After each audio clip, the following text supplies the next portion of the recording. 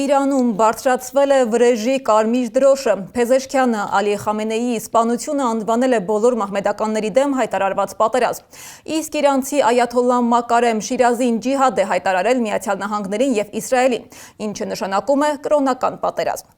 Մերձավոր Արևելքը մեկ գիշերում կորցրեց իր ուժային առանցքը։ Մեկ օրվա ընթացքում սպանել են երկրի բարձրագույն ռազմական եւ քաղաքական գրեթե ամբողջ ղեկավարությանը։ Եվ այս ամենի ֆոնին հայտարարվեց, որ զոհվել է Իրանի գերագույն հոգևոր առաջնորդ այաթոլլա Ալի Խամենեին։ Մի պայթյուն եւ ավարտվեց մի ամբողջ դարաշրջան։ Իրանի ամենահզոր մարդը զոհվել է իր իսկ նստավայրում։ Այաթոլլա Ալի Խամենեին այն գործիչն էր, որի շուրջ էր կառուցված երկրի ամբողջ իշխանական համակարգը։ Սակայն այս սպանությունը միայն պետության ղեկավարի մահ չէ։ Տարածաշրջանի տասնյակ միլիոնավոր շիաների համար Խամենեին պարզապես առաջնորդ չէր։ Նա մարմնավորում էր հավատքի լեգիտիմությունը եւ գաղափարախոսական շարունակականությունը։ Այլ կերպ ասած, նրա սպանությունը կարող է դուրս գալ աշխարհաքաղաքական հակամարտության սահմաններից եւ վերածվել կրոնական բախման նոր ալիքի։ Խոսքը այլևս միայն ԱՄՆ-Իսրայել-Իրան հակադրության մասին չէ, այն կարող է վերաճել ինքնության, հավատի եւ զոհաբերության հարցի։